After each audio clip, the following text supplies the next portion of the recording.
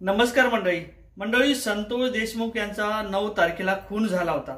त्यानंतर 10 तारखेला त्या ठिकाणी एफआर नोंदवण्यात आला होता आणि या एफआरच्या माध्यमातून जी पोलीस कारवाई करण्यात आली होती त्यांच्या माध्यमातून मुख्य आरोपी त्या ठिकाणी विष्णू चाटे होता।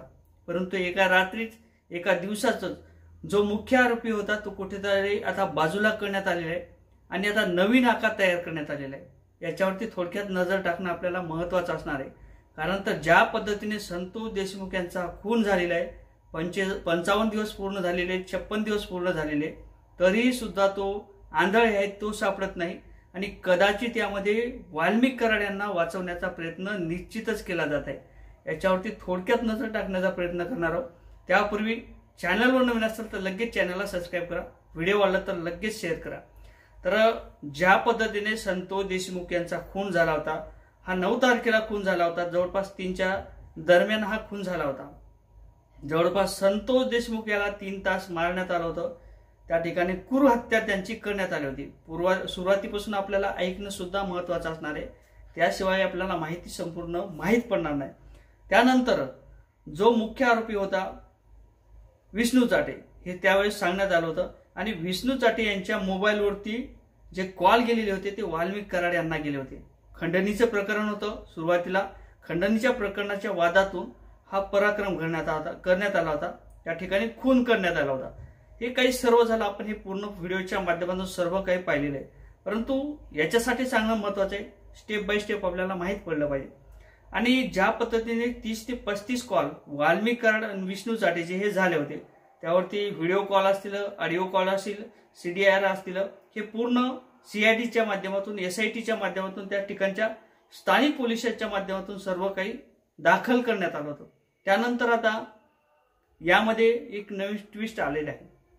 ज्या पद्धतीने विष्णू चाटे हे वाल्मिक कराड यांच्या सोबत होते, ते खंडणीचं प्रकरण होतं आणि त्यासोबत सुदर्शन घुले हे आता यामध्ये नवीन ट्विस्ट टाकण्यात आलेला आहे। कदाचित हा वाल्मिक कराड यांना वाचवण्याचा प्रयत्न सुरू झालेला आहे आणि ज्या पद्धतीने CIDच्या माध्यमातून असेल, SITच्या माध्यमातून असेल आणि त्या ठिकाणच्या स्थानिक पोलिसांच्या माध्यमातून असेल, जे काही पुरावे देण्यात आले होते, जे काही रेकॉर्ड देण्यात आले होते, ते कुठेतरी आता कोर्टात सादर करण्याचं काम हे CIDच्या माध्यमातून, SITच्या माध्यमातून करण्यात आलं होतं। परंतु यामध्ये बदल करण्यात आलेला आहे। जो मुख्य आरोपी आहे तो सुदर्शन घुले यांना करण्यात आलेला आहे आणि सुदर्शन घुलेने हे काही जे 9-10 जण आहेत त्यांना सांगितलेलं आहे असं म्हणणं आहे त्यांचं।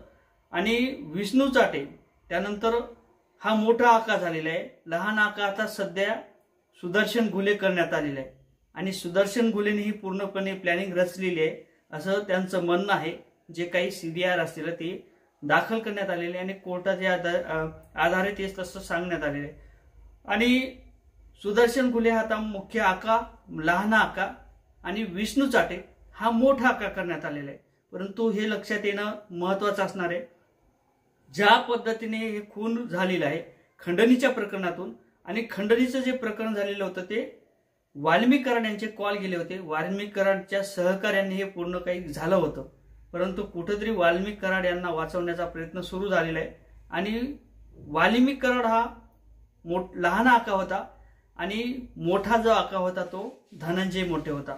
धनंजय मुंडे यांना वाचवण्याचा प्रयत्न वाल्मिक कराड जर वाचले तर धनंजय मुंडे वाचणार आहे, त्यासाठी हे पूर्णपणे प्लॅनिंग रचणं सुरू झालेले आहे। आता सुदर्शन घुले लहान आका आणि विष्णू चाटे हा मोठा आका, मोठा बोका करण्यात आलेला आहे। अशा पद्धतीने जर कायदा सुव्यवस्था चाललेली असेल तर निश्चितच संतोष देशमुख यांना काय न्याय मिळेल, सर्वसामान्य लोकांना काय न्याय मिळेल। ज्या पद्धतीने आमदार, खासदार असतील, लोकप्रतिनिधी असतील, पुढारी असतील आणि जरंगे पाटील असतील, हे लोक न्यायासाठी लढत आहेत।